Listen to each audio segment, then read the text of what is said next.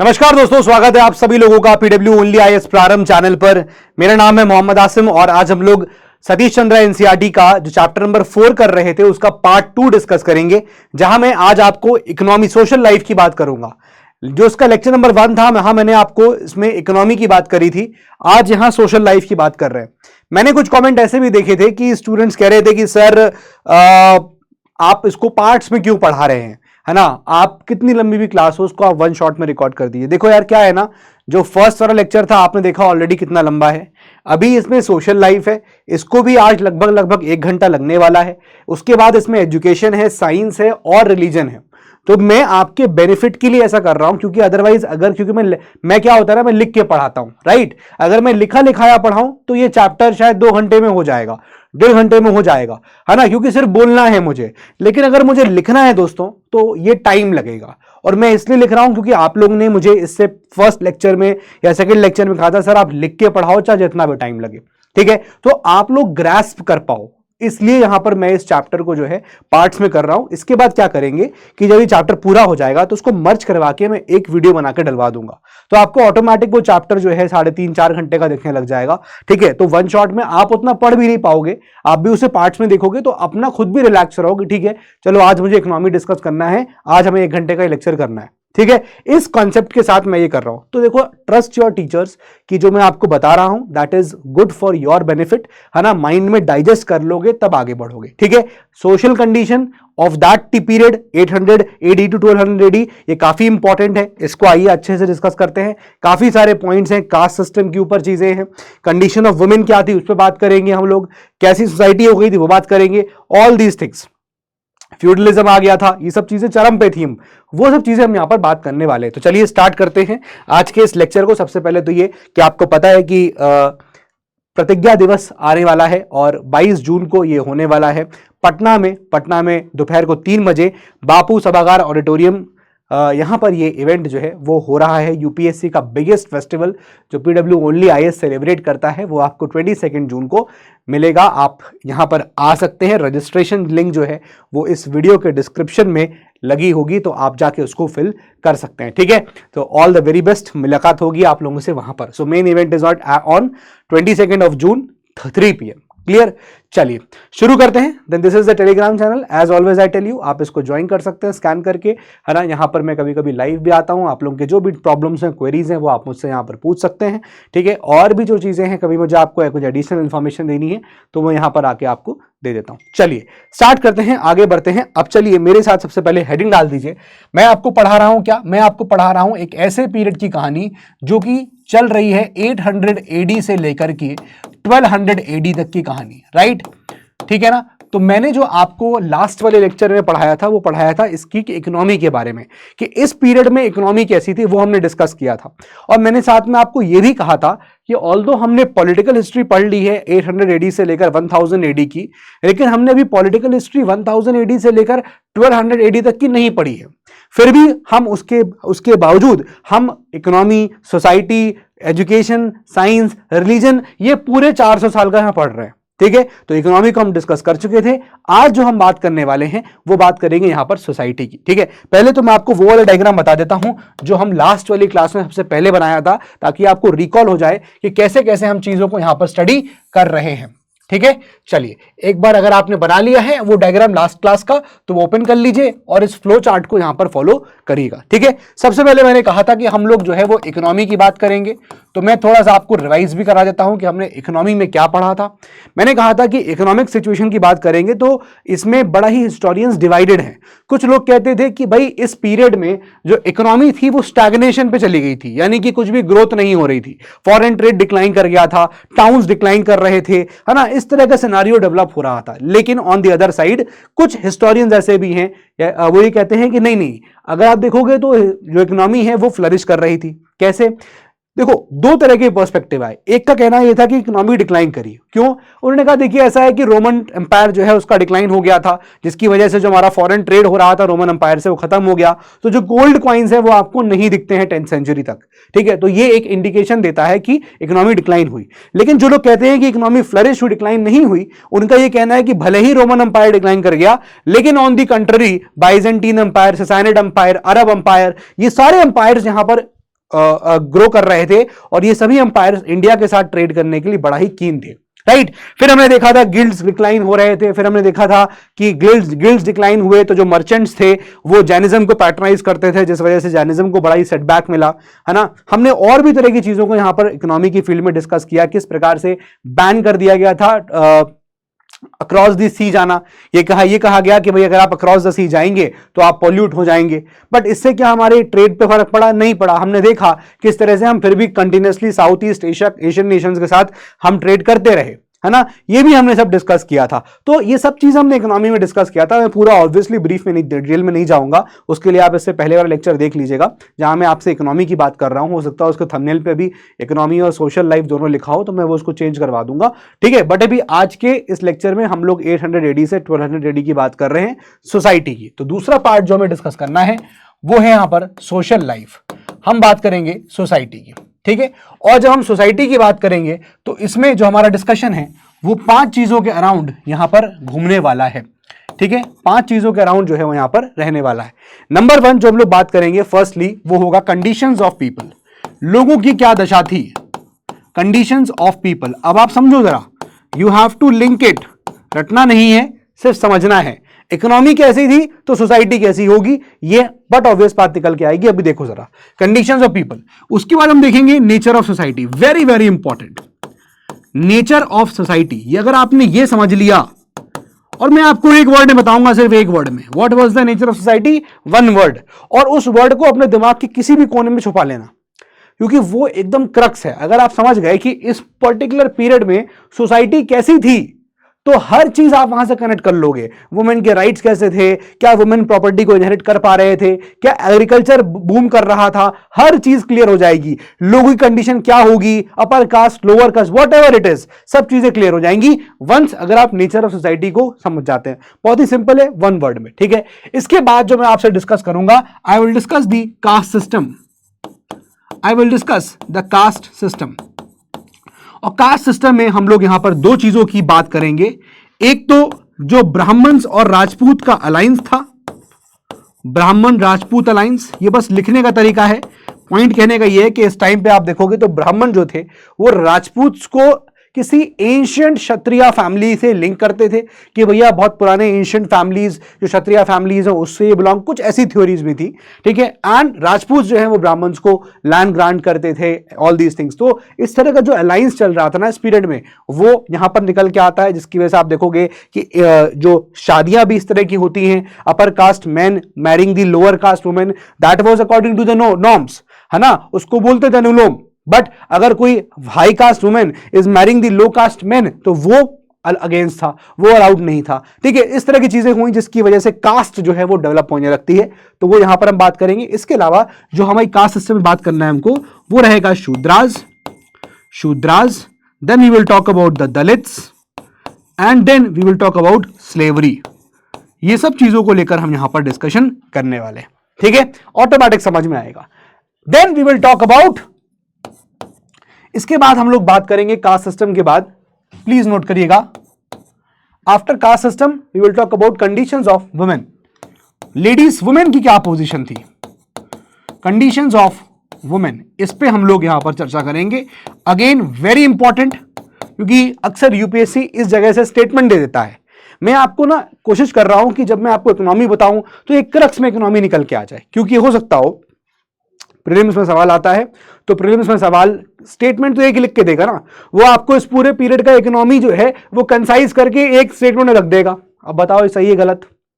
तो भैया हमने तो सर, आपने तो 2 पन्ना 5 पन्ना पढ़ाया था इस पे, इसीलिए मैं आपको क्रक्स बता दिया मैंने, ठीक है। अब मैंने कहा नेचर ऑफ सोसाइटी, यूपीएससी आपको एक लाइन लिख के देगा, society was feudal in nature, feudal in nature, बस आपको ही समझना है, फ्यूडलिज्म बस यही समझना है, यही स्टेटमेंट होगा, क्योंकि इतनी लाइनें एनसीईआरटी में लिखी सब थोड़ी लिख पाएगा वो एज इट इज। क्रक्स समझना है कि है क्या कंसेप्ट, कैसी सोसाइटी थी। अब मैं बोल रहा हूं फ्यूडल सोसाइटी, तो ऑब्वियस सी बात है फ्यूडलिज्म जब आ जाएगा इसका मतलब मेरी जागीर है, मेरा प्रॉपर्टी है, मेरे जो नीचे वाले होंगे उनके पास प्रॉपर्टी जाएगी, क्योंकि मेरी प्रॉपर्टी हो गई ना भाई। फ्यूडलिज्म है, राजा ने मुझे दे दी, अब मेरे पास आ गई। अब हो सकता है मैं कोई राजा हूं, डिफीटेड राजा, हो सकता है मैं कोई ट्राइबल चीफ रहा हूं, हो सकता है मैं ब्राह्मण रहा हूं, कुछ भी हो सकता है। अब क्षत्रिय राजा ने मुझे जमीन दी, अभी जमीन मेरी हो गई, तो जाहिर सी बात है जब फ्यूडलिज्म ग्रो करेगा तो इनहेरिटेंस भी ऑटोमेटिक बन जाएगा। भाई मेरे बाद ये जमीन क्योंकि मुझे मिली है तो मेरे बच्चों को चली जाएगी, इनहेरिटेंस पीक पे आ गया। बट उस सिनेरियो में क्या औरतों को, क्या वुमेन को ये राइट थे? जी हां, वुमेन को भी राइट गए, यहां पर वुमेन को भी राइट मिले इस चीजों के। डॉटर्स भी इनहेरिट कर सकती थी। अगर कोई रूलर, अगर कोई हस्बैंड, नॉट रूलर, अगर कोई हस्बैंड बिना किसी सन के, बिना किसी बेटे के उसकी डेथ हो जाती है तो वो उसकी वाइफ पूरी की पूरी प्रॉपर्टी इनहेरिट कर सकती थी।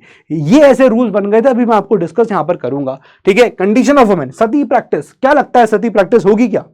अभी आगे डिस्कस करूंगा सती प्रैक्टिस कैसे यहां पर आती है। ठीक है, कैसे ये स्प्रेड हो रही थी, condition of women. And then lastly we will discuss society में what was the system of dress wearing, और उसके अलावा फूड, खाते पीते क्या थे ये लोग, और मौज मस्ती के लिए क्या क्या काम ये करते हैं। देखो ये सब पोर्शन है, खुद ही पढ़िएगा, इसमें कुछ ज्यादा है नहीं। I will just give you the outline. क्या अम्यूजमेंट, बड़े ही कूल और चिल वाले लोग थे, नेटफ्लिक्स एंड चिल किया करते थे। ठीक है, फूड की बात करेंगे तो खाने में वेज खाते थे, लेकिन कई कई जगह ऐसे इंस्टेंस आए हैं जब लोग नॉन वेज खा रहे हैं, है ना। अरब ट्रैवलर्स बड़ी तारीफ कर रहे हैं रूलर्स की कि भैया वाइन का इस्तेमाल नहीं होता था, इंटॉक्सिकेशन वाज नॉट देयर। लेकिन ये बहुत आइडियल स्टेट हो सकती है, क्योंकि बहुत सारे ऐसे हमको लिटरेरी वर्क्स मिले हैं जहां पर हमने देखा कि वाइन की बातें हो रही हैं कि भैया वाइन जो है शादी ब्याह के माहौल में, फीस्ट में खूब पी जाती थी, लोग पी पी के लड़के हुए हैं, पता ही नहीं चल रहा, कहीं और गिरे। मतलब there was lot of things going on. Food, right. Dress की बात करेंगे तो लोग धोती और साड़ी और चोली ये सब चीजें पहन रहे हैं। राज तरंगनी जो है कल्हाण, उसने जो है वो बताया हुआ है। ऐसे ही आप अरब ट्रैवलर्स को देखिए, ऐसे ही चाइनीज ट्रैवलर के बारे में देखिए, ऐसे ही आप मार्को पोलो के बारे में देखिए। अलग अलग व्यूज यहां पर दिए हैं। ये लोग आए, देखा इन्होंने इस पीरियड में क्या चल रहा है, और उन्होंने बताया क्या ड्रेस पहनी, क्या खाना खाया, क्या अम्यूजमेंट, ये सब दुनिया भर की कहानी इन्होंने यहां पर बताई है। क्लियर है? तो ये था यहां पर सेकंड पोर्शन जो आज हमको डिस्कस करना है, सोसाइटी। अब आप खुद बताओ कि इतना बड़ा पोर्शन है, इसको अगर मैं जल्दी जल्दी पढ़ाऊंगा तो उड़ा उड़ा के पढ़ा सकता हूं। देखो, इफ यू वांट कि मैं सिर्फ क्रक्स कर दूं, एक लाइन में बोल दूं nature of society, feudalism, but I will not give you then. मतलब इतना लंबा लेक्चर कहां तक रिकॉर्ड करें? मतलब आप एक छोटा सा लेक्चर क्या फायदा रिकॉर्ड करने का? भाई पढ़ रहे हो, पहली बार पढ़ रहे हो, बेस बना रहे हो ना, इसलिए थोड़ा टाइम लो। यूपीएससी आईएएस बनने जा रहे हो, थोड़ा टाइम लो, जल्दबाजी मत करो इस चीज में, समझो, कंसेप्ट बिल्ड करो। क्लियर है? सोसाइटी के बाद जो हम लोग बात करेंगे, सोसाइटी के बाद we will discuss about, please write, education. Education, then उसके बाद हम लोग डिस्कस करेंगे साइंस, और फिर उसके बाद हम लोग डिस्कस करेंगे रिलीजन। तो आज की क्लास में हम लोग यहां पर मेजरली सोसाइटी के बारे में बात करने वाले हैं। क्लियर है? आई होप ये चार्ट आपने लास्ट क्लास में बनाया होगा, और मैंने आप दोबारा बना के, ताकि आप लोगों को वो कनेक्ट हो सके, इसलिए दोबारा बना दिया। चाहो तो आप स्क्रीनशॉट ले सकते। चलिए, अब पहला हेडिंग डाल दीजिए, कंडीशंस ऑफ पीपल। लोगों की क्या हालात थे, जरा उसको बड़ा अच्छे से समझिएगा कि क्या हालात हैं यहां पर लोगों के। ठीक है, जरा देखिए, हेडिंग डालिएगा, conditions of people. Conditions of people, लोगों के क्या हालात हैं, लोगों के क्या हालात। देखो, सबसे बड़ी बात कि जो हाई स्टैंडर्ड्स थे, लाइक हैंडीक्राफ्ट्स के अंदर, गोल्ड मेकिंग के अंदर, ठीक है ना, या फिर मेटलर्जी में, तो उसमें कोई भी डिक्लाइन देखने को नहीं मिला। एज इट इज पूरा पीरियड में आपको बहुत बढ़िया हैंडीक्राफ्ट्स देखने को मिलेंगे, बहुत बढ़िया तरीके से वर्क हुआ गोल्ड पे और metallurgy. So no decline in the various aspects, like high standards रहे इंडियन हैंडीक्राफ्ट्स में। नोट करिएगा, नोट करिएगा, नो डिक्लाइन, नो डिक्लाइन, और किसमें? हाई स्टैंडर्ड्स मेंटेन रहे। High standards, high standards maintained, high standards maintained. किन चीजों में? किन चीजों में? तीन चीजें मैंने आपको बताई, जो आपका एनसीईआरटी भी इसको जिक्र करता है। प्लीज इसको नोट करिएगा, किन चीजों में? फर्स्ट लिखिएगा, first handicrafts, handicrafts. Second work on gold, work on gold, and third metallurgy. अब मैं इसलिए आपको एक एक चीज बताऊंगा, और मैं जल्दी जल्दी आपको यहां पर खींचना नहीं चाहूंगा कोई भी चीज कि आप खींच खींच के पढ़ा दो। ठीक है, आई होप ये पॉइंट यहां पर इतना क्लियर हो गया होगा कि कंडीशन कैसी थी लोगों की। सबसे पहला पॉइंट समझने वाली बात यह है कि इकोनॉमी में हमने देखा कि इकोनॉमी फ्लरिश कर रही थी। कुछ राइटर्स ऑल्दो कहते थे कि इकोनॉमी फ्लरिश नहीं कर रही थी, लेकिन हमने देखा कि मोर और लेस इकोनॉमी वाज फ्लरिशिंग, ठीक है ना। तो कंडीशन डिक्लाइन कुछ भी नहीं था, हाई स्टैंडर्ड थे लोगों के रहने के, पीपल का कंडीशन हाई स्टैंडर्ड, कोई डिक्लाइन इन द लाइफस्टाइल, ठीक है। आपको बहुत बढ़िया हैंडीक्राफ्ट्स देखने को मिल रहे थे, वर्क ऑन गोल्ड बहुत अच्छा था, मेटलर्जी बहुत अच्छी थी, ठीक है। इसके अलावा हमने लास्ट वाले क्लास में यह भी देखा था क्या कि एग्रीकल्चर फ्लरिश कर रहा था।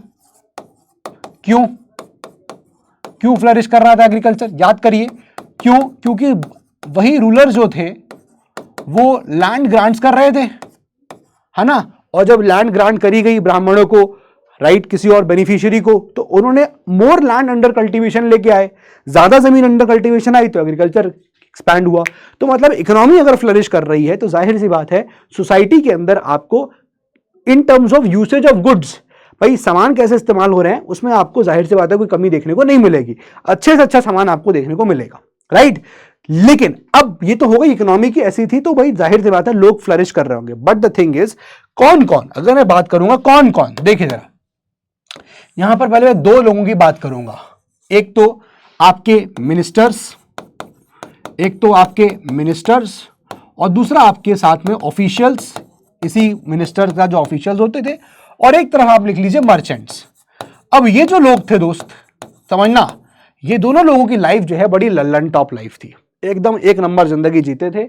इनके मिनिस्टरों के आप घर देख लीजिए तो 3-3, 5-5 मंजिलों के घर होते थे, है ना। आप देख लीजिए तो बड़ा ही महंगा कपड़ा पहनते थे, बहुत ही कॉस्टली ऑर्नामेंट्स होते थे, बड़ा महंगा कपड़ा, गुची, अरमानी सब पहन रहे हैं, मतलब लाइफस्टाइल वाज वेरी गुड, है ना। साथ में आप देखोगे तो बहुत सारी आप घर में देखोगे तो लार्ज नंबर ऑफ वुमेन थी इन हाउस होल्ड, और उनको देखभाल के लिए यहां पर क्या होते थे, सर्वेंट्स होते थे, डोमेस्टिक सर्वेंट्स रखे जाते थे, ठीक है। इस तरह की चीजें यहां पर होती थी। मर्चेंट्स की लाइफ भी आप देखोगे तो ऐसी ही थी, मर्चेंट्स की लाइफ भी आप देखोगे तो बड़ी रॉयल लाइफ थी। उनके यहाँ बहुत सारे घोड़े होते थे, बहुत सारे हाथी होते थे, है ना। स्टेयर केसेस है क्रिस्टल की, टेंपल होता था, टेंपल का जो टेंपल है उसका फ्लोर जो है बड़ा क्रिस्टल का होता था, वॉल्स जो होती थी रिलीजियस पेंटिंग से बनी होती थी। तो कुल मिला के इन दोनों की जो लाइफ है वो बड़ी लल्लन टॉप लाइफ हुआ करती थी, ठीक है ना।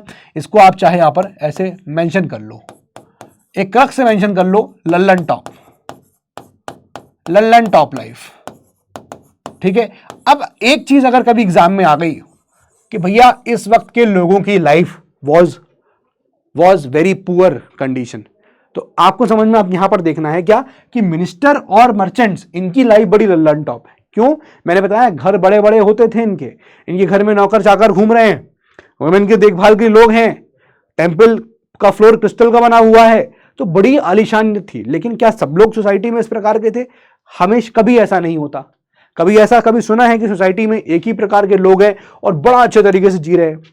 नहीं है, कुछ अमीर होते हैं तो कुछ गरीब होते हैं। तो एक तरफ जहां पर आप देखोगे मिनिस्टर्स और ऑफिशियल्स, इन सब की लाइफ बड़ी लल्लन टॉप थी, वहीं on the other hand you will see कहीं खुशी तो कहीं गम। प्लीज नोट करिएगा, ठीक है। बट व्हाट,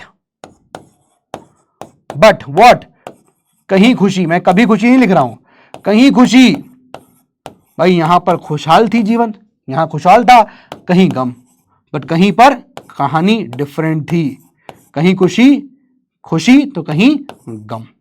इसका मतलब कुछ लोग थे जो खुश नहीं थे, कुछ लोग थे जो खुश नहीं थे, ठीक है। अब वो कौन लोग थे जरा उसको लिख लीजिए, लिखिएगा। फॉर एग्जाम्पल, प्लीज नोट करिएगा, जैसे हम बात करेंगे फॉर एग्जाम्पल, एक एग्जाम्पल आएगा,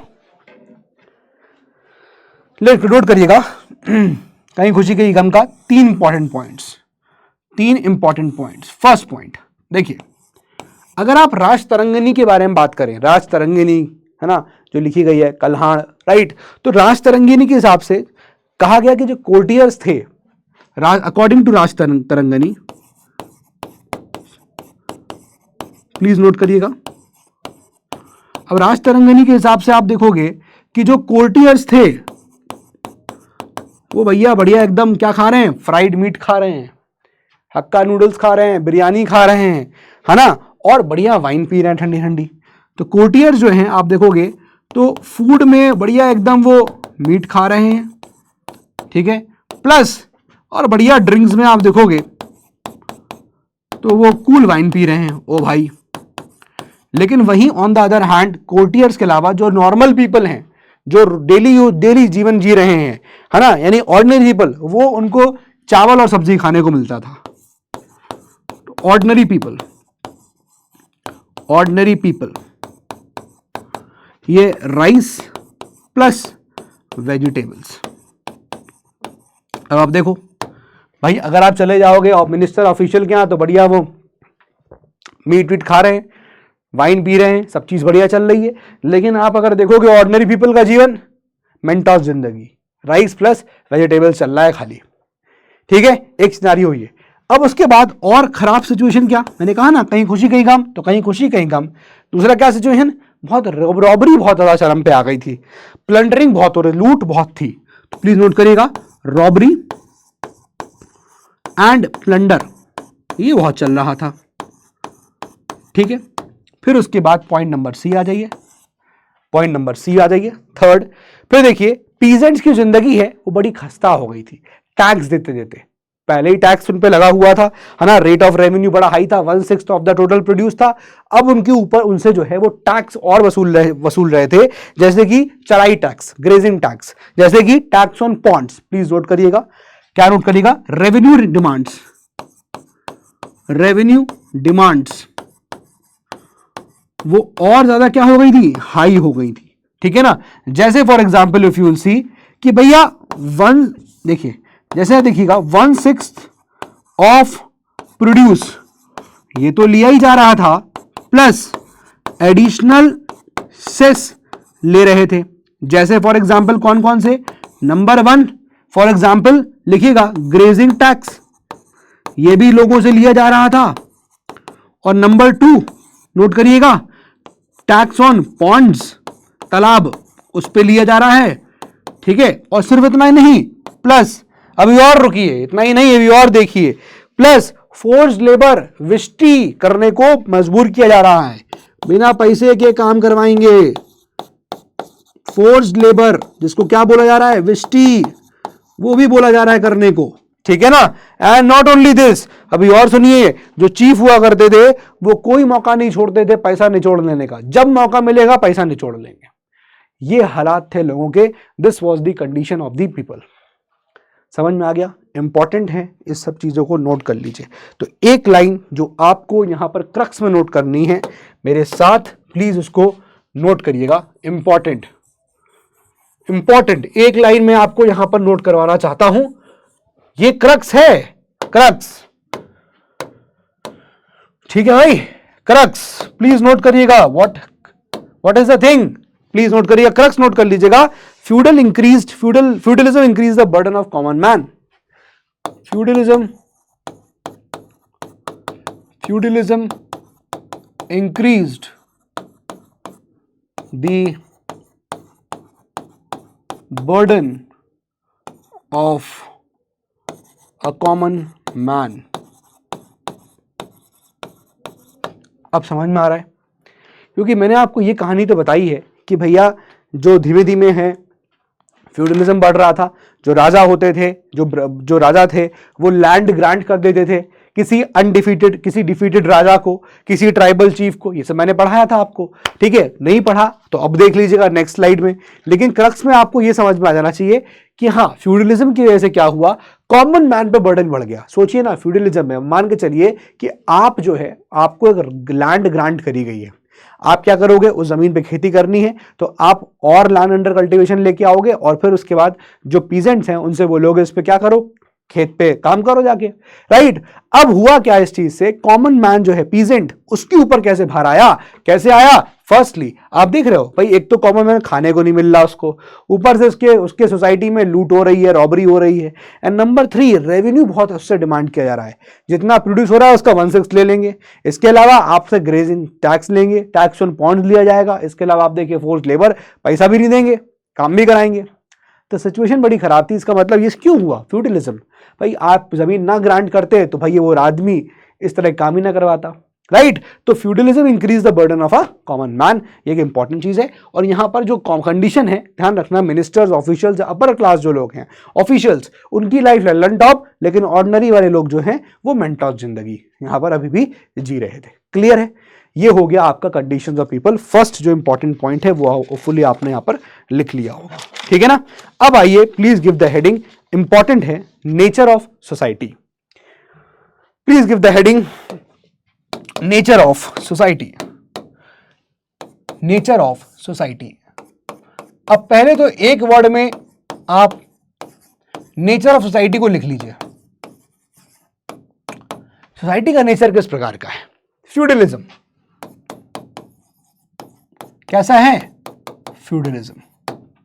अब आप देखो कि इस फ्यूडलिज्म की शुरुआत जो है वो मॉडर्न पीरियड से हो जाती है। If you remember, Asian history के बारे में बात कर रहे थे, अगर आप नीचे से ऊपर जाओगे तो देखो यहां क्या था। नीचे से शुरू करेंगे तो हम लोग ने पहले वैदिक पीरियड पढ़ा था, फिर उसके बाद मतलब पहले इंडस वैली सिविलाइजेशन था, आईवीसी, राइट। फिर उसके बाद हमने वैदिक पीरियड डिस्कस किया था, है ना। फिर हमने उसी में आप देखोगे तो महाजनपद पीरियड डिस्कस किया था, और इसी के साथ महाजनपद पीरियड के साथ मैंने आपको बुद्धिज्म और जैनिज्म के बारे में बताया था। फिर मैंने आपको यहाँ पर मगध अंपायर जो एग्जिस्टेंस में आया वो बताया था, एंड देन फाइनली मैंने कहा था कि मौर्यन अंपायर आया। और जब मौर्य आया तो इसने हर चीज जो है सेंट्रलाइज कर दी, हर चीज सेंट्रलाइज हो गई, सारी पावर उसने अपने हाथ में ले ली थी। ठीक है। लेकिन जब मौर्यास डिक्लाइन करना शुरू किया, उनकी पावर थोड़ी वीक होती है, राजा महाराजा वीक होते हैं, तो अब ये लोग क्या करते हैं कि ये जमीनों को दूसरे राजाओं को देना स्टार्ट कर देते हैं, राइट। तो मौर्यास के आप देखो, आप मौर्यास जब डिक्लाइन करते हैं पोस्ट मौर्य पीरियड में, हम कहते हैं सुंगास, कानवाज आते हैं, राइट। ये पॉसिबली, है ना, रहे होंगे उस वक्त। और Satavahanas, they were the feudatories of Mauryas. ठीक है, मौर्य आगे फ्यूडिटरी थे, तो उस तरह से यहां पर क्या हुआ, फ्यूडिटरी मतलब क्या हुआ कि मौर्यास ने वो लैंड जो है वो सातवाहनास की जीती होगी, और वहां पर अब सातवाहनास जो है वो पहले रहे होंगे मौर्य के रूल से पहले, बट हाँ इनसे ले ली तो ये इन्हीं को जमीन दे दी, तुम रन करो वहां पर। इस प्रकार से सिनेरियो स्टार्ट हुआ था, जस्ट स्टार्ट हुआ था। ठीक है। बट मौर्य पीरियड के बाद आया पोस्ट मौर्य, और पोस्ट मौर्य के बाद जो पीरियड आया गुप्ता पीरियड।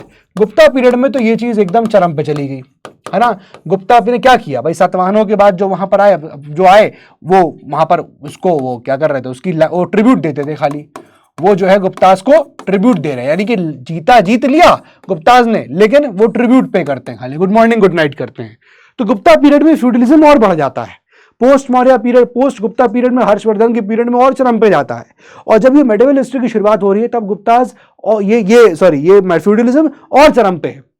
यानी कि मैंने आपको बताया था लास्ट में कि जो गुज्जर प्रतिहार है ना, ये सब लोग हैं, चमान्स हैं, चंदेलाज हैं, राइट, गढ़वाल्स हैं, ये सब जो आप देखोगे, वेस्टर्न चालुक्यास, ये सब जो भी है ये फ्यूडिटरीज रहे होंगे, ये फ्यूडिटरीज रहे होंगे। ठीक है। तो इस सेंस में यहां पर समझ में आता है कि ठीक है, हुआ ये कि भाई जब ये डिक्लाइन होता है तो फ्यूडिटरीज जब आए इनके, तो ये और फर्दर जो इनके नीचे लोग होंगे उनको अपनी जमीन दे देते होंगे, उनसे कहते होंगे कि आप जाके इसको संभालो। समझ रहे हो? मतलब कुल मिला के आसान भाषा में कि मान लो अगर ये एक ए जमीन है जिसपे ए रूल कर रहा है, तो ए ने क्या किया, कुछ टेरिटरी मान लो ये ऑक्यूपाई करी, ठीक है, बी टेरिटरी ऑक्यूपाई करी, तो ए ने उसको अपने अंदर ना मिला के, उस पर्टिकुलर लैंड को इस प्रकार से ना मिला के, ऐसे ना करके उसने क्या किया कि ठीक है ऐसे कर लिया, उसने कहा कि भाई बी तुम कुछ नहीं, तुम खुद इसको रूल करते रहो, बस मुझे जो है क्या करोगे, हफ्ता भेजते रहना, पैसा भेजते रहो। बी ने कहा बहुत बढ़िया, ठीक है। अब क्या हुआ, ए ने और कैप्चरिंग करी, ए ने इसको भी अपने अंडर में ला लिया, सी को भी यही बोला कि तुम हफ्ता भेजते रहो, मैं बहुत बढ़िया। समझना क्या हो रहा है, अब ये फ्यूडिटरीज बन रहे हैं।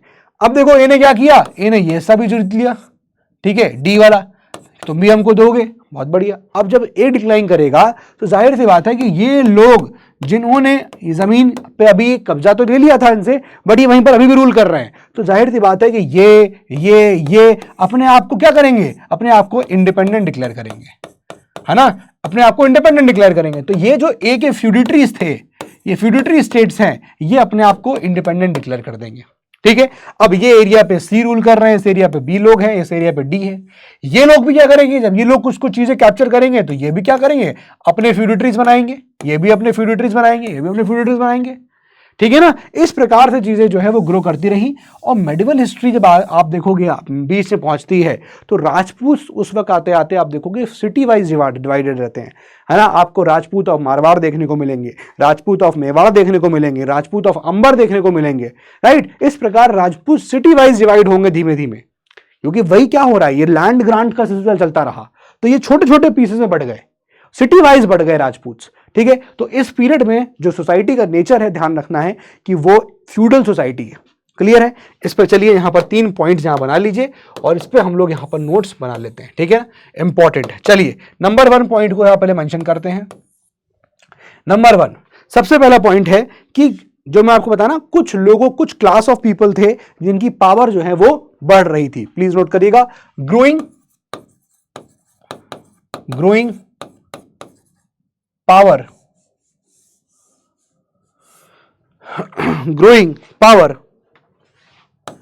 growing power of class of people, growing power of class of people। कुछ लोगों की जो पावर है वो बढ़ रही थी। जैसे फॉर एग्जांपल वो कौन कौन लोग थे, जैसे फॉर एग्जांपल मैंने कहा ना कि भैया हो सकता है वो डिफीटेड राजाज रहे हो सकता हो वो डिफीटेड राजाज हो जिनको जमीनें दी गई हो, है ना। जैसे दिया जाता था पहले कि भाई गुप्ताज ने जीत ली लेकिन डिफीट जो राजा हारा उसी को जमीन दे दी, तुम ही कंट्रोल करो, है ना। फिर कौन इसको देंगे, और कौन है जो दे सकते थे, लिखिएगा गवर्नमेंट ऑफिशियलों को जमीन दे दी। ठीक है ना। और कौन होगा, जैसे आप लोकल चीफ, कोई लोकल चीफ है उसी से कह दिया कि तुम यहाँ के क्या हो, मुखिया हो, तुम ही इसको संभालोगे जमीन को। ठीक है। और tribal leaders,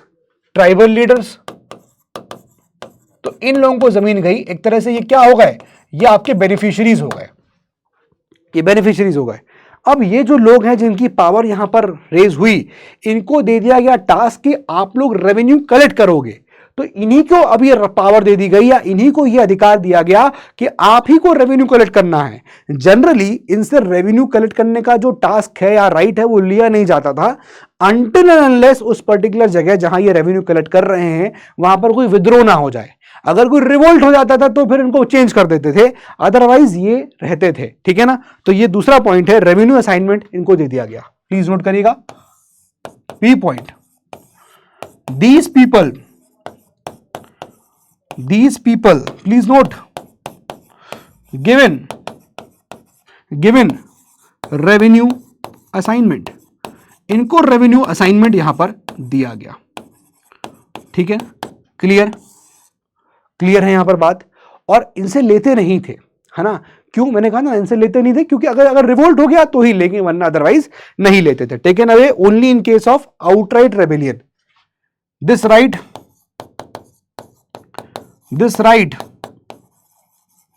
was taken away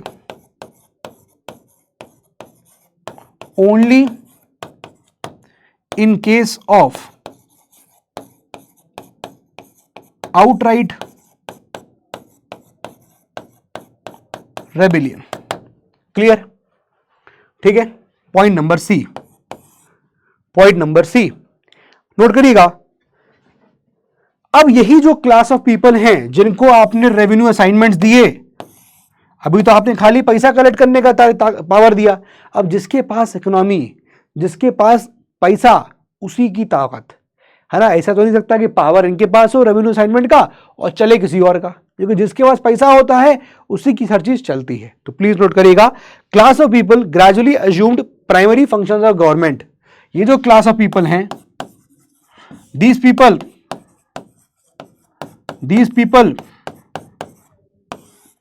gradually assumed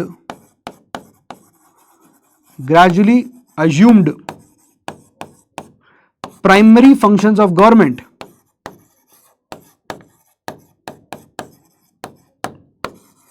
ठीक है, क्लियर। तो ये 3 इंपॉर्टेंट पॉइंट हैं। यही है आपका नेचर ऑफ सोसाइटी।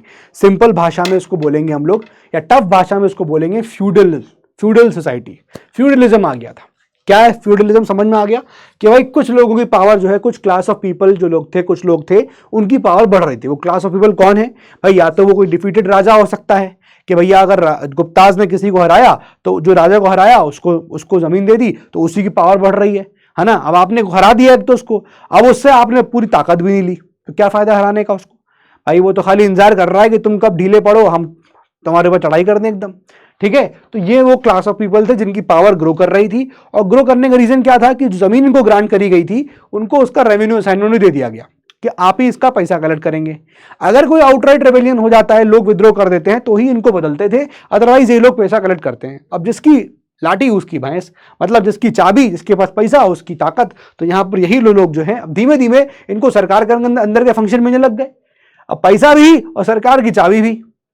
तो मेन सीट, ड्राइविंग सीट पे तो ये लोग बैठे हुए थे जो एक्चुअली चीजों को चला रहे थे। तो ये था फ्यूडलिज्म। अब अगर सोसाइटी इस प्रकार की होगी तो फ्यूडलिज्म आ चुका है। अब सोसाइटी में कैसे यहां पर बदलाव आएंगे वर्ण सिस्टम के अंदर, कास्ट सिस्टम के अंदर, वो हम देखेंगे। Please give the heading caste system. Important, समझ में आ रहा है? कनेक्शन बैठेगा। Caste system. अब आपको पता है कि भाई वर्ण सिस्टम चलता था, चार वर्ण थे, ब्राह्मण, क्षत्रिय, वैश्य, शूद्रास। ठीक है, अब यहां पर एक बात क्लियर हो जाएगी कि भाई जो क्षत्रिय थे वो ऑलमोस्ट डिसअपियर हो गए, ठीक है ना। और अगर आप देखोगे वैश्यास, उनकी पोजीशन खराब हो गई थी, this sank down to the position of Shudras, वो शूद्राज समान हो गए थे। लेकिन ये कहा जा रहा है कि भाई ये एक एस्पेक्ट है ना, but this thinking in shastras did not necessarily reflect the social reality. Shastras में जो उस वक्त के शास्त्र जो लिखे जा रहे थे उसमें शायद ये सही रियलिटी नहीं लिखी गई, इस तरह की बातें हैं, है ना। क्योंकि ये कहा गया कि आप देखिए कि एक नया क्लास ऑफ वर्क जो है वो सामने आ रहा था, है ना, rise of new powerful, and that is the landed class, landed chief, that is Rajput का यहां पर उदय हुआ था। अब राजपूत के ओरिजिन को लेकर यहां पर थोड़ा सा कॉन्ट्रीवर्सी रहता है, डिवाइडेड रहते हैं हिस्टोरियंस कि कैसे उनका ओरिजिन है। उसको पहले आप लिखने से पहले चलिए यहां पर कास्ट सिस्टम में आपको एक बात क्रक्स में याद रखनी है, जो आपको हमेशा याद रखनी है और आपको कोई भी चीज रिकलेक्ट करने काम आएगी। 800 से लेकर 1200 के एडी के बीच में इस पर्टिकुलर पीरियड में सोसाइटी के अंदर ब्राह्मणों और राजपूत का अलायंस रहा, बढ़िया एकदम, उनकी 400 साल तक यहां पर सरकार चलती रही। क्लियर है? तो पहले इसको नोट कर लीजिए, कास्ट सिस्टम में यहां पर नोट करिए ब्राह्मण राजपूत अलायंस, बस यही चीज आपको देखनी है। और यही चीज इफ यू विल सी आगे जाके मेडिवल पीरियड में it will go to a next level. Akbar की राजपूत पॉलिसी आप पढ़िएगा, भी देखिए मैं पढ़ाऊंगा आपको अकबर की राजपूत पॉलिसी, तो आपको समझ में आएगा व्हाट अकबर डिड। ठीक है ना, अकबर की राजपूत पॉलिसी, अकबर का मनसबदारी, ये सब चीजें आएंगी। बट क्या होता है ना, जब आप इस चीजों को पढ़ते हो, कोई राजाओं को पढ़ते हो, तो सीधे गालियां देना स्टार्ट कर देते हो। आपने देखा कोई अकबर की बात कर रहा है, अरे बड़ा बेकार था। देखो, आप चूंकि तैयारी कर रहे हो, है ना, आप एक आप एस्पिरेंट हो, सो आपके लिए वो एक टॉपिक है, उसको आप पॉलिटिसाइज मत करिएगा किसी भी लेक्चर्स के अंदर। ठीक है, वो फैक्ट है, सतीश चंद्रा के अंदर आए होंगे, इसलिए मैं आपको उस चीज को बता रहा हूं। मेरा पर्सनल कोई भी गेन या मोटिव नहीं रहेगा, ये बात ध्यान रखिएगा। ठीक है, और आप चूंकि यार अगर आप वैसी बात करोगे तो फिर आप में और दूसरों में क्या फर्क रह जाएगा, है ना। आप पढ़ रहे होगे, आप पढ़िएगा, खाली मेरे उसमें मत जाइएगा, लेकिन आप एनसीईआरटी को पढ़िएगा तो आपको ऑटोमेटिक समझ में आएगा किताबों में लिखा क्या है। ठीक है ना, तो आपको कोई भी रूलर जब आप पढ़ रहे हो उसको आप ऐसे एसेस मत करो कि वो हिंदू रूलर था कि मुस्लिम रूलर था। You don't have to assess like that. किसी भी, कोई भी टीचर है, जैसे मैं हूं, कोई भी टीचर है, जैसे आप मुझसे पढ़ रहे हो, तो आप मुझे किस मापदंड पे एसेस करोगे? आप ये देखोगे कि मेरे पढ़ाने का स्टाइल कैसा है, डिलीवरी स्टाइल क्या है ना। आप ये देखोगे कि मेरा कंटेंट कैसा है, राइट, मैं कितना एक्सप्रेसिव हूं, अपनी बातों को कितने अच्छे तरीके से आप तक पहुंचा रहा हूं। तो टीचर को आप जांच रहे हो तो आप उसको इस बात से जांच रहे हो कि उसका काम कैसा है। आपको अभी ये फर्क पड़ रहा है क्या कि मैं मुस्लिम हूं, आप मुझसे पढ़ रहे हो? Is it like that? क्या ऐसा फर्क पड़ रहा है? डू लेट मी नो, है ना, आप बताइएगा मुझे, क्या इस बात का फर्क है? भाई आपको पढ़ना है, आपका मेन मकसद क्या, पढ़ना। क्या आपको इस बात से फर्क पड़ रहा है कि मैं अगर हिस्ट्री मेरी या कोई और पढ़ा रहा होता तो डिफरेंट सिनेरियो होता, हमें इनसे नहीं पढ़ना।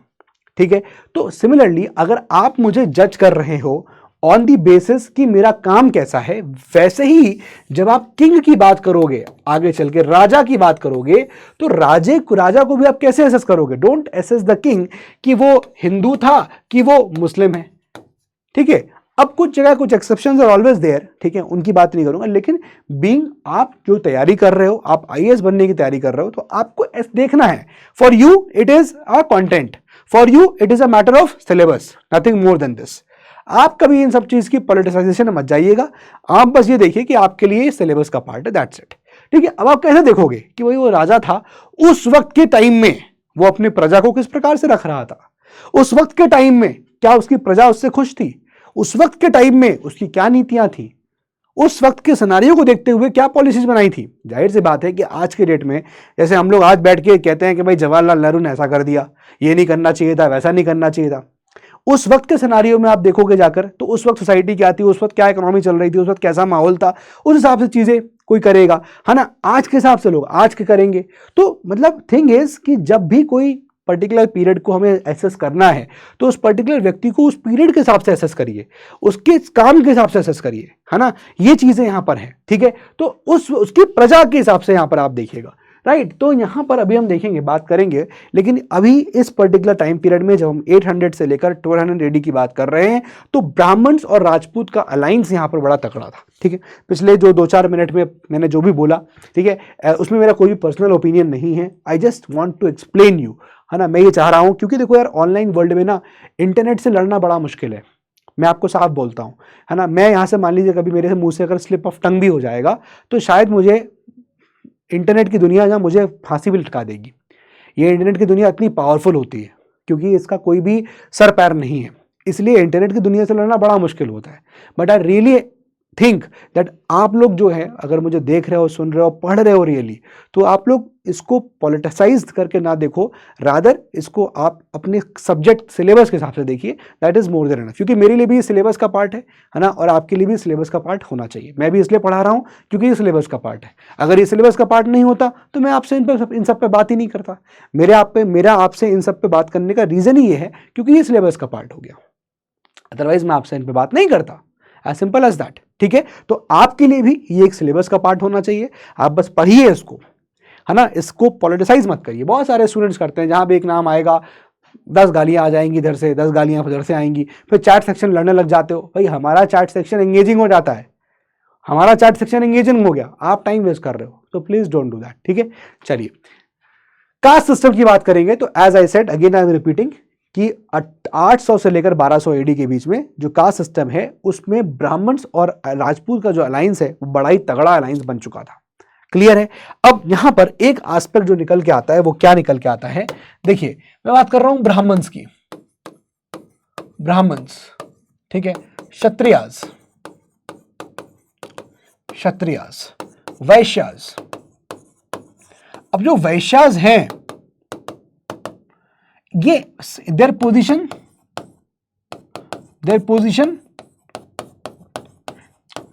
संग्ड टू दैट ऑफ शूद्रास, इनकी पोजीशन शूद्रास के बराबर हो गई। Kshatriyas almost disappeared,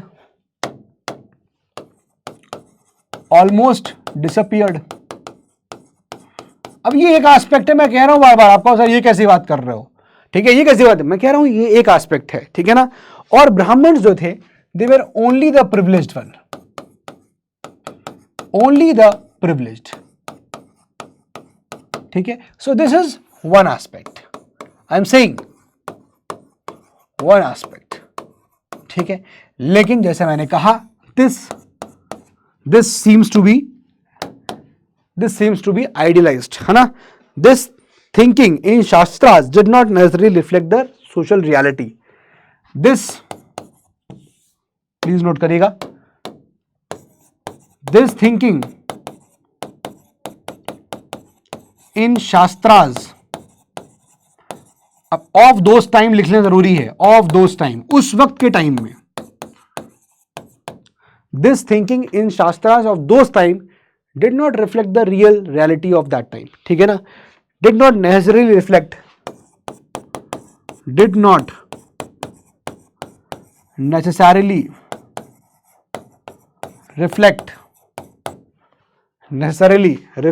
social reality,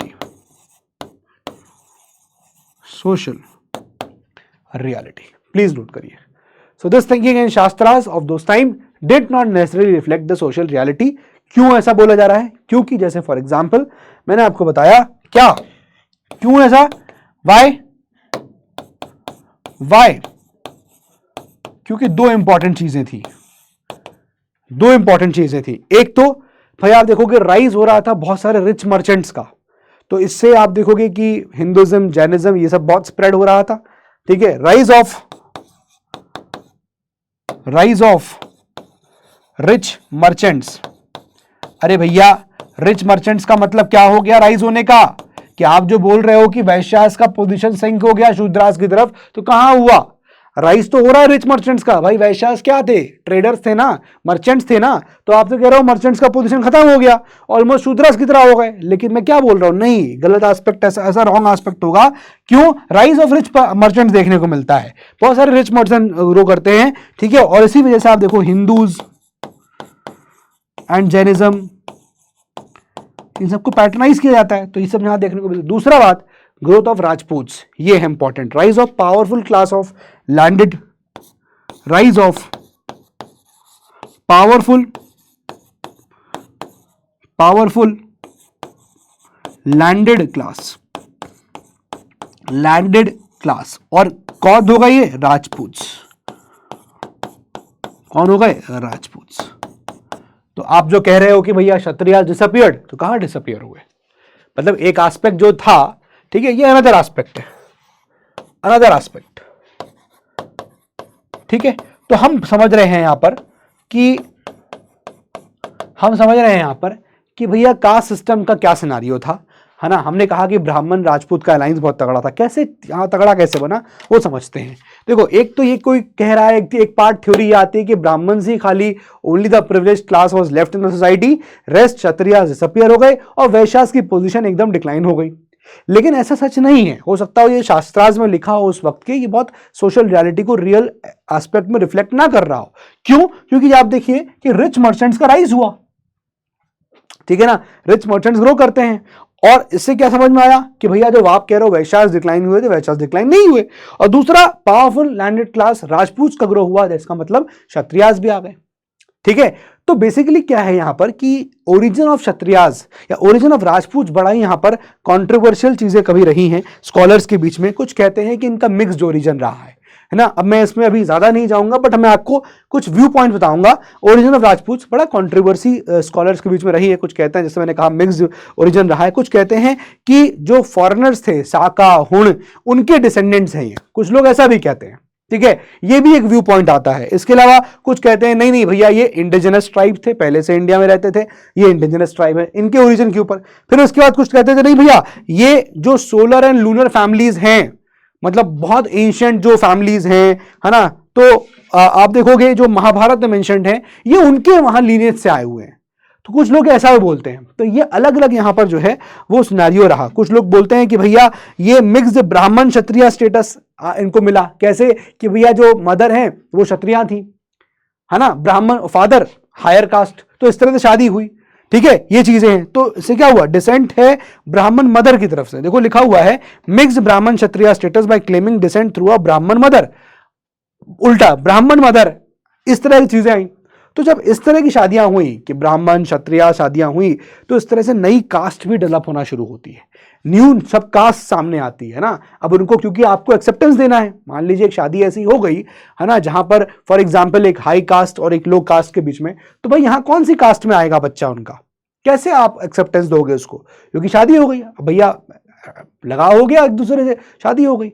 और दूसरी अलावा कुछ मैट्रिमोनियल लाइंस हो गए फॉर एग्जाम्पल कहीं कहीं जगह, तो कहीं ऐसे देखने को मिला कि ब्राह्मण की शादी क्षत्रिय से हुई, क्षत्रिय की शादी ब्राह्मण से हुई। तो ऐसे में आप किस पर्टिकुलर कैटेगरी में डालोगे, वर्ण में डालोगे?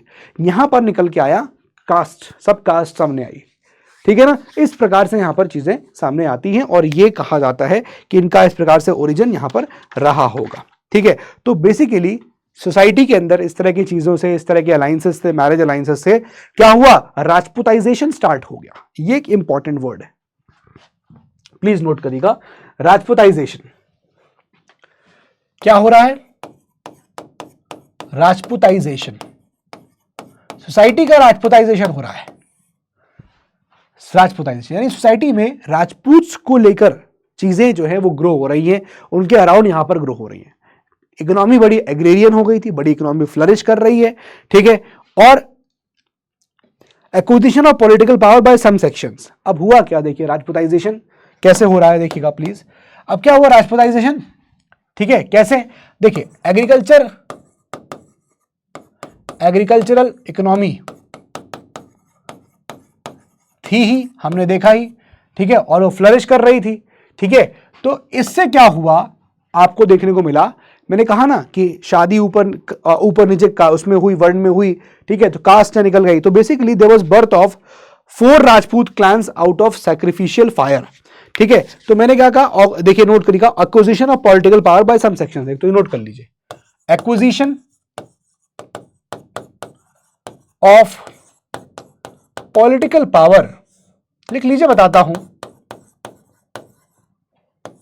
Bye some sections. ये मैं आपको बताया था ना, कुछ लोगों को पावर यहां पर ग्रो होती हुई मिल गई, जैसे फॉर एग्जांपल ये मैंने आपको बताया था, ये देखिए some people got, some class of people जिनको पावर मिल रही थी। तो यहां पर बता रहा है कैसे राजपूताइजेशन किस प्रकार से हुआ, एग्रीकल्चर इकोनॉमी ग्रो कर रही है, ठीक है। अब यहां पर कुछ लोगों के हाथ में पावर आ गई है।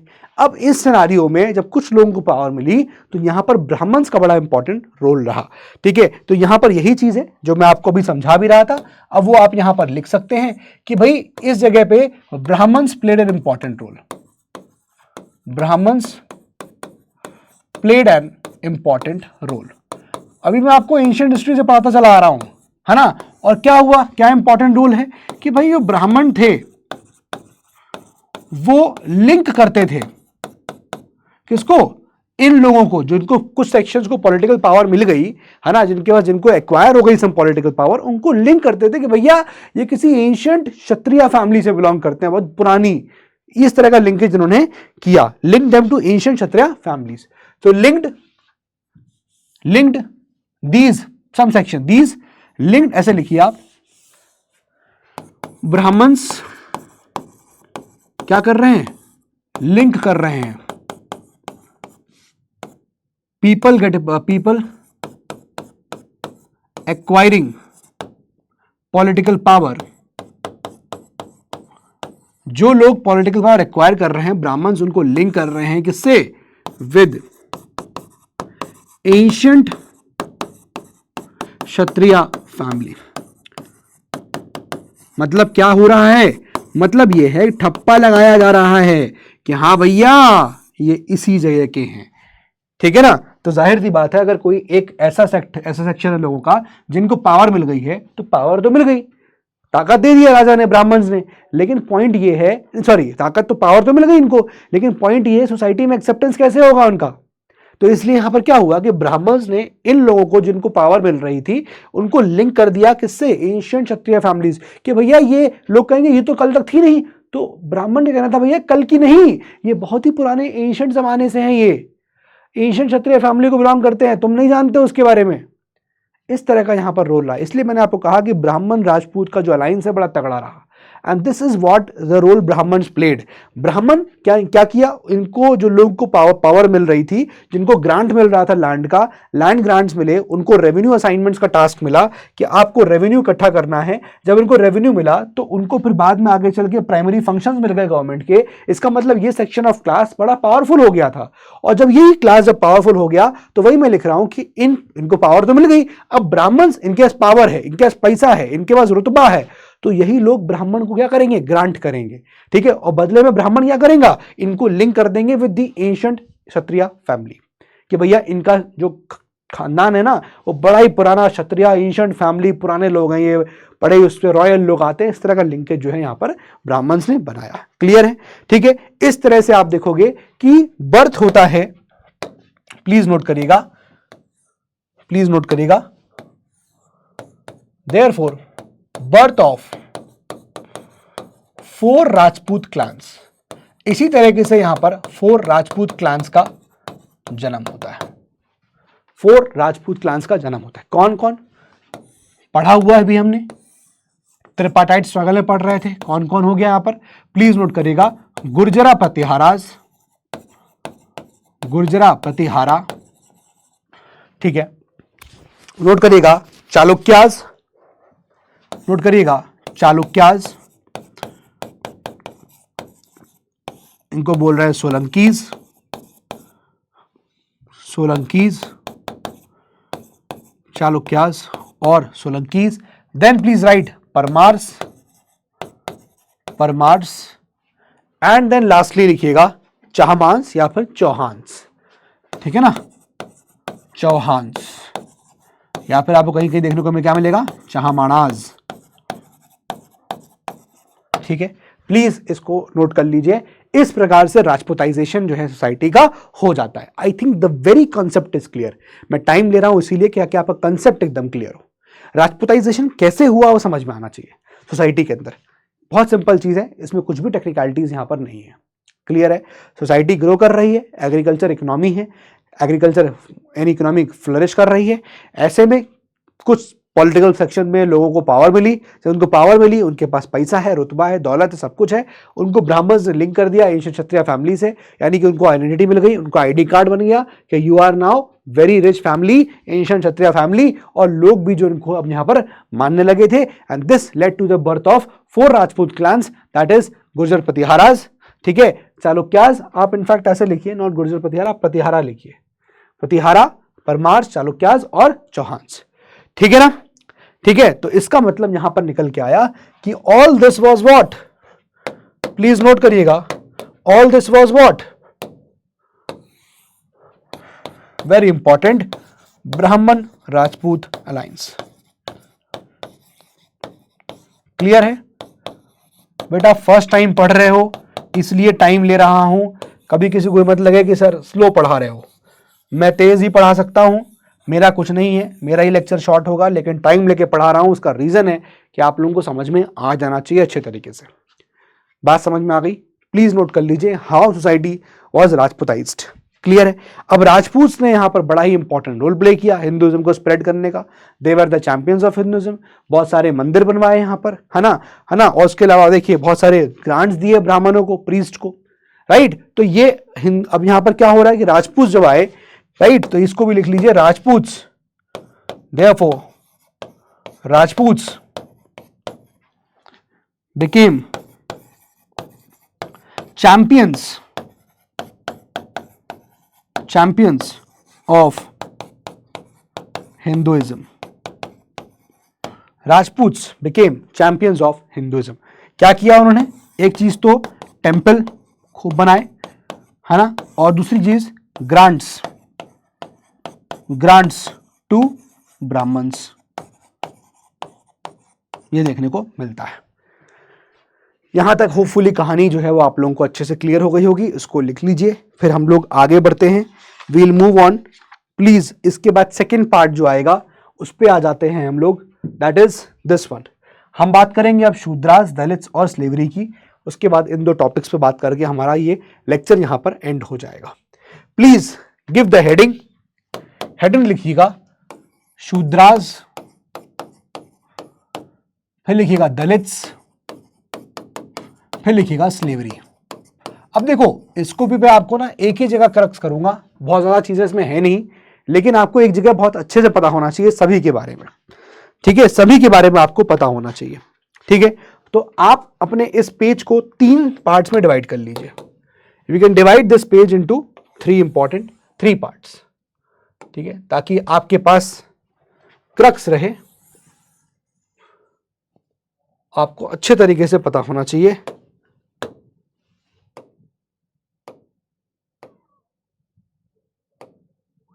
चलिए करें। एक तरफ हेडिंग डाल दीजिए शूद्रास, फिर एक तरफ डाल दी दलित्स और एक तरफ डाल दीजिए, चलिए पहले एक लाइन और खींच लेते हैं जरा।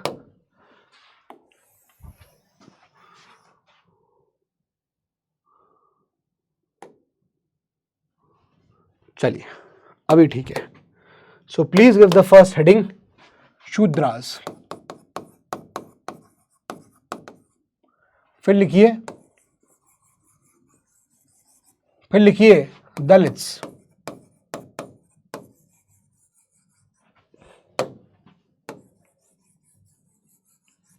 फिर लिखिए स्लेवरी, पूरा प्रॉपर नोट्स बनवा रहा हूं, पूरे प्रॉपर नोट्स बनवा रहा हूं, कहीं आपको ये सब नहीं मिलेगा देखने को।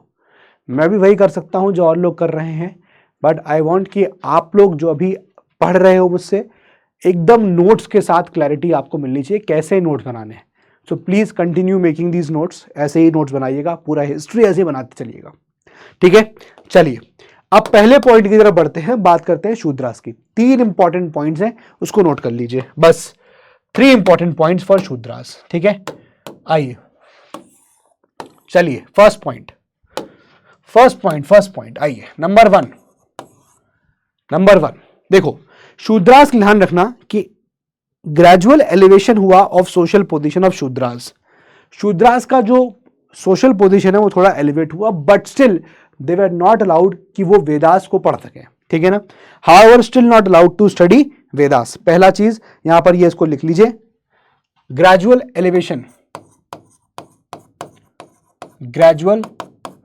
एलिवेशन किसमें? In society. हाउ सर, कैसे कह सकते हैं आप तो कह रहे हैं कि वेदास अभी भी नहीं पढ़ सकते वो, बट अदर चीज can participate in what? Samartha rights, Samartha rituals लिख लो आप, समर्था राइट्स लिख लो, रिचुअल्स, समर्था रिचुअल्स। अब समर्थ रिचुअल्स क्या होते हैं? लाइक डेथ, नेमिंग यानी कि नामकरण एक्सेट्रा, इन सब में वो पार्टिसिपेट कर सकते थे, ठीक है ना। बर्थ, डेथ, नेमिंग, इन सब में वो पार्टिसिपेट कर सकते थे। सो ग्रेजुअल एलिवेशन हुआ सोसाइटी में, they can now participate in समर्थ rituals like death, naming. But मैंने क्या बोला कि still not allowed to, still but, ऐसे देखिए, but still not allowed to study Vedas.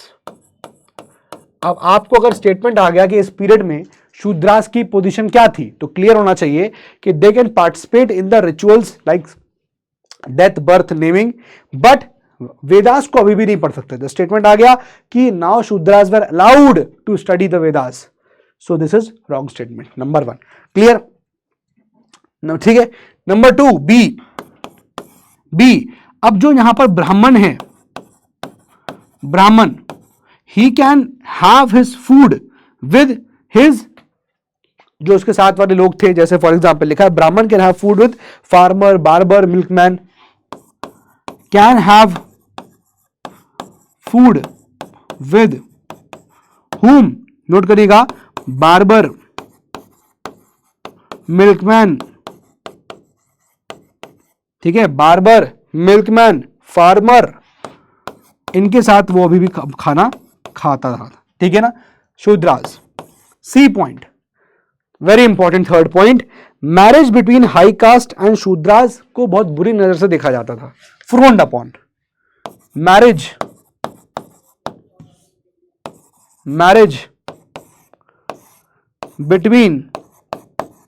Between किसके बीच में?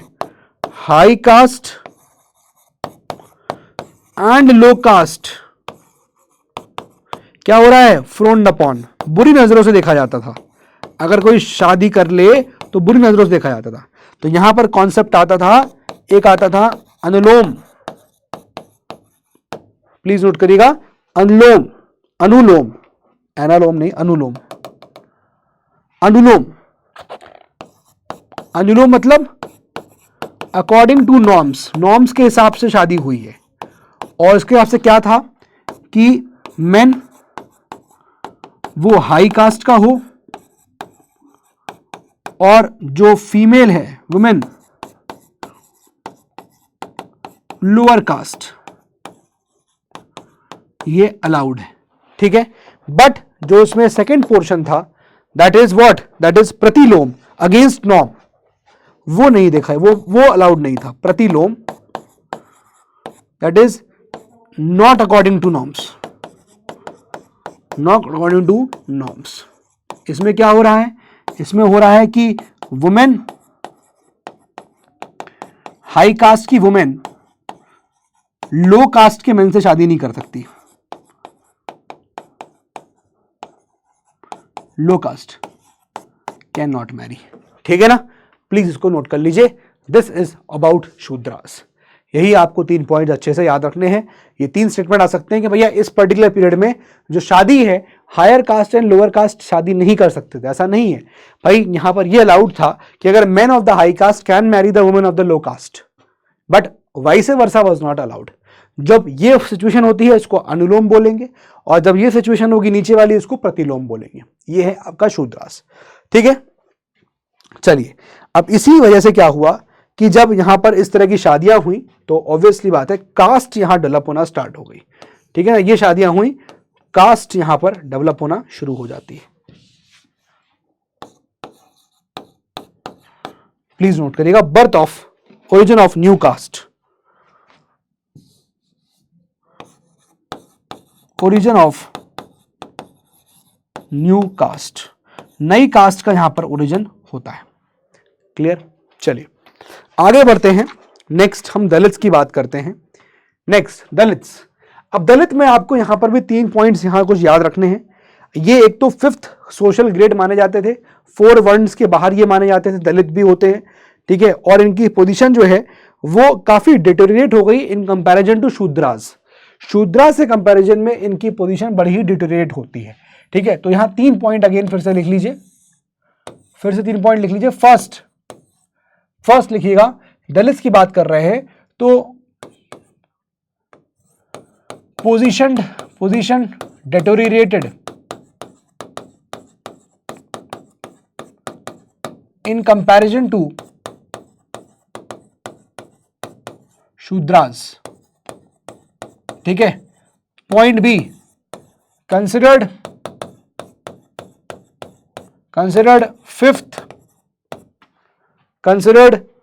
Fifth social grade, considered 5th social grade. मतलब इनको कहा जाता है कि 5वें सोशल ग्रेड है, 4 तो वर्ण है, 5वें ये है। ठीक है ना, outside the 4-fold one system लिख लीजिएगा, आउटसाइड द 4-fold वर्णा सिस्टम। ठीक है, ये 2 पॉइंट्स अच्छे से आपको याद रखने हैं। क्लियर है। इसके अलावा देखिए आपको और क्या लिखना है, इसके अलावा आपको लिखना है कि भाई वो होते थे लोग इस तरह के दलित जो हैं, अब उनको अलग रहना पड़ता था। ठीक है ना, उनको अलग सुसाइड करना पड़ता था। In all these things were there. ठीक है, क्लियर। ठीक है भाई, समझ में आ गया। लिख लीजिएगा पॉइंट नंबर सी। देखो कि जैसे चंडाल्स होते थे कि भैया उन लोगों को क्या होता था कि वो they have to decide away from the places जहां हायर कास्ट के लोग रह रहे हैं, उनसे अलग रहना पड़ता था। अगर वो लोग आ भी रहे यानी कि Dalits if they are coming, तो उनको अनाउंस करना पड़ता था कि हम आने वाले हैं, तो लोग जो है हट जाते थे, है ना। इस तरह से इनको पॉल्यूटेड माना जाता था। इस तरह का सिनेरियो यहां पर था। ठीक है, तो नोट करिएगा, had to live in places away from higher caste people, it had to live in places away from higher class people reside, उनसे दूर रहना पड़ता था। क्लियर हो गया। नेक्स्ट है स्लेवरी। स्लेवरी में अगेन यहां पर 4 इंपॉर्टेंट पॉइंट्स हैं। ठीक है, उसको यहां पर आप लोग लिख लीजिए, अगेन वेरी वेरी इंपॉर्टेंट। ठीक है, चलिए देखिएगा, हम बात कर रहे हैं स्लेवरी की। ठीक है, हम बात कर रहे हैं स्लेवरी की। चलिए आइए, पहला पॉइंट, फर्स्ट पॉइंट देखो। अब स्लेवरी जब क्या होता था, लड़ाई हो रही है, कोई प्रिजनर ऑफ वॉर है मान लीजिए, ठीक है, और कोई ऐसा है जिसने अपना कर्ज पे नहीं किया है, तो कोई अगर मान लीजिए कोई डेटर है, तो वो क्या कर सकता है कि वो इन पर्टिकुलर लोगों को बेचकर अपना कर्ज उतार सकता है। स्लेवरी इस प्रकार की यहां चल रही थी। प्लीज नोट करिएगा, prisoner of war, debtors unable to pay, जो नहीं कर पा रहा है, प्रिजनर ऑफ कोई वॉर बन गया है, तो वो क्या करते थे कि वो स्लेवरी करते थे, वो बेच देते थे लोगों को इन स्लेवरी और अपने आप को फ्री कर लेते थे। ठीक है ना, तो please note, prisoners of war,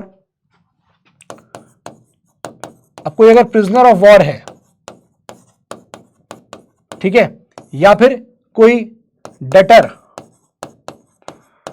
enable to पे, ये पे नहीं कर पा रहा है, सो ये दोनों लोग जो है, इस तरह के लोग जो हैं वो क्या होगा, कुड बी सोल्ड, ये लोग बिक सकते हैं, could be sold in slavery, slavery में इन लोगों को बेचा जा सकता था। पहला पॉइंट यही हो गया। सेकेंड पॉइंट फेमीन्स आ जाएगा, जब सूखा पड़ गया, फेमीन आ गया, फार्मर अपने आप को, अपने बच्चों को, अपनी बीवी को बेच देता था, अपने आप को फ्री कर सकता था, ठीक है ना, फॉर फूड, नॉट फ्री करना, फॉर फूड, ठीक है। तो स्लेवरी ऐसी थी कि फार्मर्स ड्यूरिंग फेमीन क्या कर रहे हैं, could sell their children plus wives for food, इस प्रकार की स्लेवरी थी। पॉइंट नंबर सी, जहां पर अपर कास्ट रह रहे हैं उनको उससे दूर रहने की बात थी, ठीक है, had to reside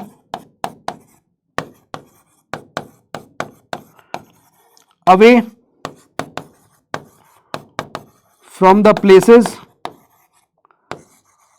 resided by upper caste, ठीक है ना। Point number D,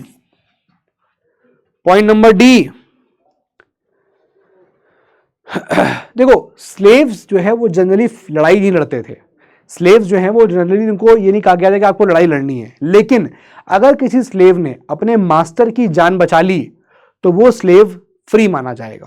please note, slaves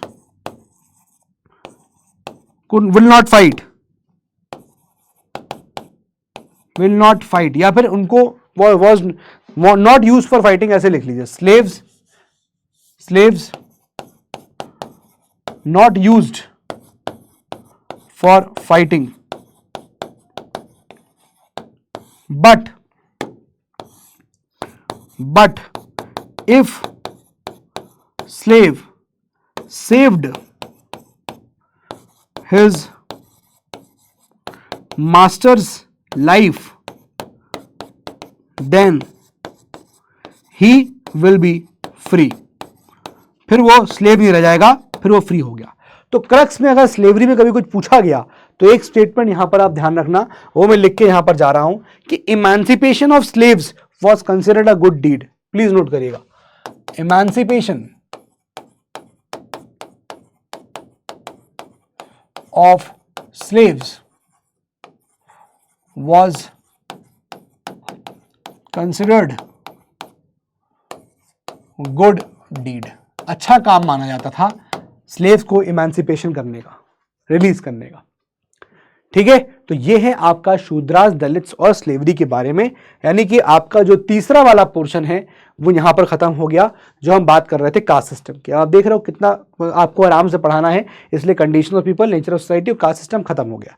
अब 5 मिनट का है कंडीशंस ऑफ वुमेन, और आपको ड्रेस फूड अब्यूजमेंट मैंने आपको ओरली बता दिया, उसमें ऐसा कुछ लिखने वाला नहीं है, ना ही उसमें कुछ पूछा जाएगा, फिर भी आपको एक आउटलाइन दे दूंगा, ठीक है ना। So one of the last important topic is conditions of women. Please इसकी यहां पर हेडिंग डाल दीजिए, काफी इंपॉर्टेंट है। Please give the heading conditions of women, heading लिखिएगा कंडीशंस ऑफ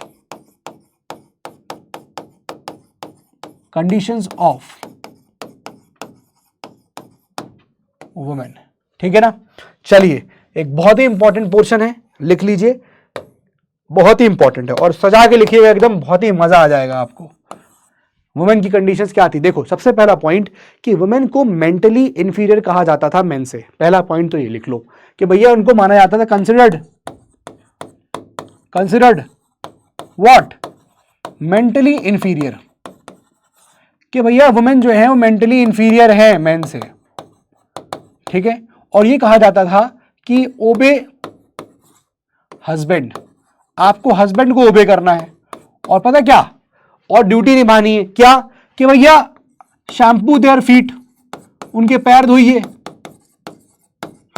और वो सारी उनको खुशी दीजिए जो उनको मिलनी चाहिए, समझ रहे हो, ठीक है, ओबे हस्बैंड। लेकिन इसमें यह कहा गया कि हस्बैंड को भी राइटियस होना चाहिए, ये नहीं कि एकदम हस्बैंड भी निकल जाए खतरनाक, हस्बैंड शुड बी राइटियस, ऐसा नहीं है कि हस्बैंड मार काट करने लग गया बीवी के साथ, करो पैर धो वरना लातिया देंगे, ऐसा नहीं करना चाहिए। पहला पॉइंट कि वुमेन को कंसिडर करते थे इंफीरियर, मेंटली इंफीरियर लोग हैं, ये बोला जाता था इस पीरियड में, ठीक है ना। नेक्स्ट, अरे क्या हो गया, हाँ बी पॉइंट, सेकेंड वुमेन को अभी भी राइट पढ़ने का, वेदास को पढ़ने का अधिकार नहीं था। प्लीज नोट करिएगा, women did not have the right to study Vedas. Vedas को पढ़ने का अभी भी उनके पास यहां पर सही वो मतलब राइट नहीं था। क्लियर है, दूसरा इंपॉर्टेंट पॉइंट यहां पर हो गया, ठीक है। थर्ड की बात करते हैं, मैरिज एज को लोअर कर दिया गया, ठीक है। मैरिज एज लोअर्ड, कम कर दी गई। इससे क्या हुआ, क्या होगा इससे, कॉमन सेंस लगाओ, अगर मैरिज एज कम कर दी जाएगी तो क्या होगा, रटना नहीं है भाई, समझना है। मैरिज एज कम होगी तो क्या होगा, अरे भैया क्या हुआ, हायर एजुकेशन की जो अपॉर्चुनिटीज है खत्म हो गए ना, higher education opportunities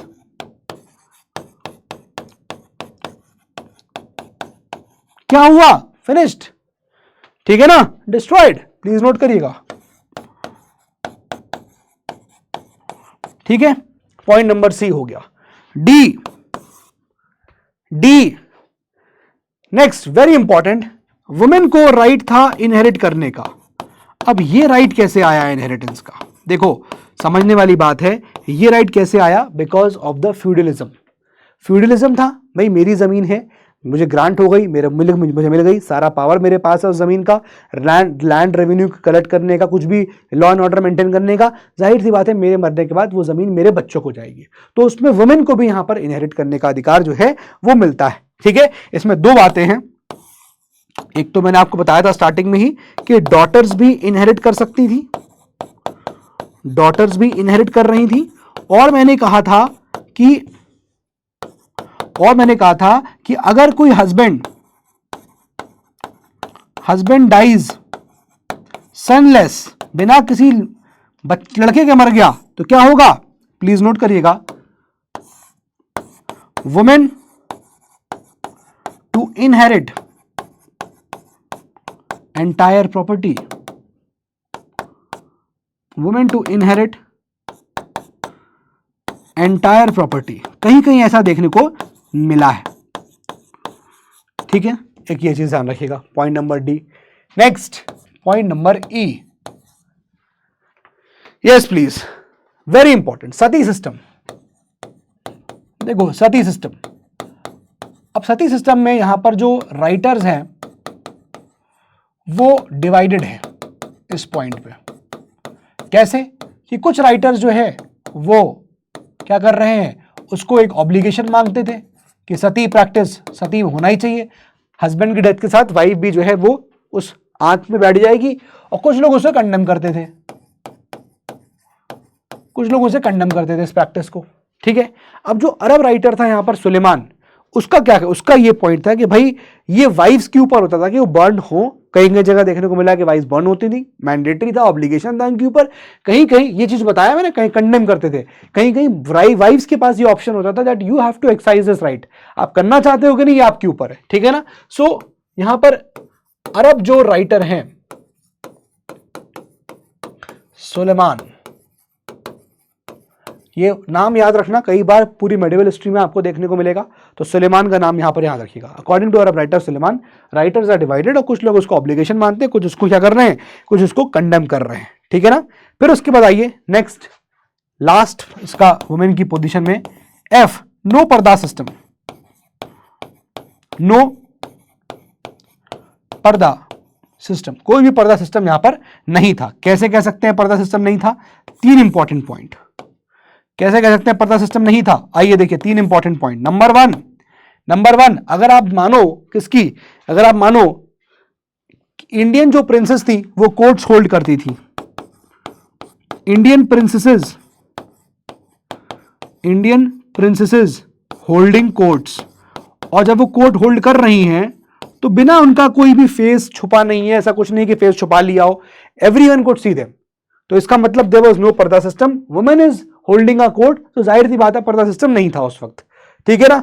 number two in cities, in places like Odisha, in cities like Kashmir, queen जो है, क्वीन दे वर रूलिंग, जैसे फॉर एग्जांपल लिखिएगा queen ruled, example Prabhavati Gupta. भाई प्रभावती गुप्ता क्या था सिनारियो, वाकाटाका की रानी बन गई थी, लेकिन जब उसके हस्बैंड की डेथ हो गई तो Prabhavati Gupta was ruling. Clear है। फिर उसका थर्ड लिखिए, वेरी इंपॉर्टेंट, दिद्दा, लिखिएगा क्वीन दिद्दा, नाम कम आया है, कभी भी आ सकता है। Queen Didda ruled Kashmir for 50 years, ruled Kashmir for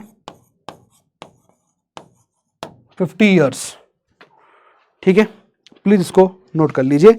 no पर्दा सिस्टम था ये अकॉर्डिंग टू अबू जायद, प्लीज नोट करिएगा, अकॉर्डिंग टू अबू जायद 10th सेंचुरी के।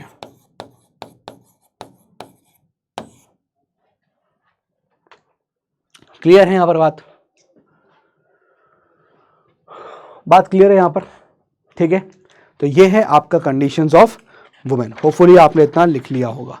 अब मैं बात कर रहा हूं आपसे ड्रेस, फ्यूल, ये फूड और अम्यूजमेंट की। तो मैंने बताया ड्रेस की बात करेंगे तो आप देख लिए राज तरंगिणी में क्या लिखा हुआ है कि जो हर्ष है उसने ऐसी ड्रेस बनाई थी जो बिफिटिंग हो किंग के हिसाब से, है ना।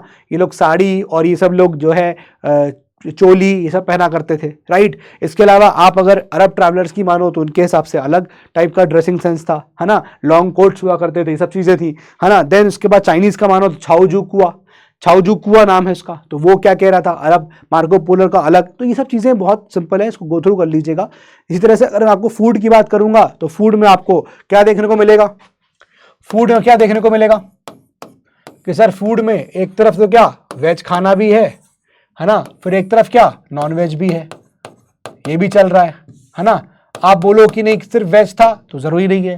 फिर उसके बाद हम बात करेंगे ड्रिंक्स की, तो भैया पहले तो अरब ट्रैवलर्स जो हैं, पहले जो अरब्स थे, अरब्स अब कॉम्प्लीमेंटेड या फिर हम कह सकते हैं कि अप्रिशिएटेड, अरब जो है complimented the Indians, complimented Indians क्या कि भैया ये लोग इंटॉक्सिकेंट का यूज नहीं करते हैं, ठीक है ना। इंटॉक्सिकेंट का यूज जो है, नो यूज ऑफ इंटॉक्सिकेंट्स, ठीक है। बट आप देखो बहुत सारे ऐसे लिटरेरी सोर्सेज आए हैं, but this might be an idealised scenario, but this might be idealised situation, this might be idealised. Correct क्या होगा कि भैया बहुत सारे ऐसे लिटरेरी वर्क्स हैं, बहुत सारे ऐसे लिटरेरी वर्क्स हैं, अगर आप देखोगे बहुत सारे ऐसे लिटरेरी वर्क्स हैं क्या, बहुत सारे ऐसे लिटरेरी वर्क्स हैं क्या, जैसे फॉर एग्जांपल जहां पर ये कहा गया है कि वाइन ड्रिंकिंग होती थी किसमें, फीस्ट में, किसमें, मैरिज में, इन सब में होती थी। क्लियर है। तो इस प्रकार का सिनेरियो यहां पर आता है। अम्यूजमेंट की बात करेंगे तो हाँ, अम्यूजमेंट में बड़ा ही यहां पर बढ़िया गोड चिल वाले लोग थे, नेटफ्लिक्स एंड चिल किया करते थे। तो ये है आपका यहां पर सोसाइटी का पूरा लेक्चर, ठीक है ना। ये इसलिए मैंने आपको बेटा दे रहा हूं ताकि आप अच्छे तरीके से पढ़ पाओ। आप लोग बेसिक्स बना रहे हो, that is why I am taking time, I am not rushing lot, ठीक है। बट हाँ, चैप्टर बड़ा था इसलिए उसको डिवाइड किया। नेक्स्ट लेक्चर में वी विल ट्राई कि हमारा जो है वो मैक्सिमम पोर्शन खत्म कर पाए हम लोग, ताकि चैप्टर खत्म हो गया फिर नेक्स्ट चैप्टर में, चैप्टर नंबर 5 पे मूव करें, ठीक है। Education, science and religion cover करने की हम लोग ट्राई करेंगे। So that's all for today from my side. पढ़ाई करते रहिए, मेहनत करते रहिए, मिलते हैं अपने अगले लेक्चर में। जय हिंद, जय भारत।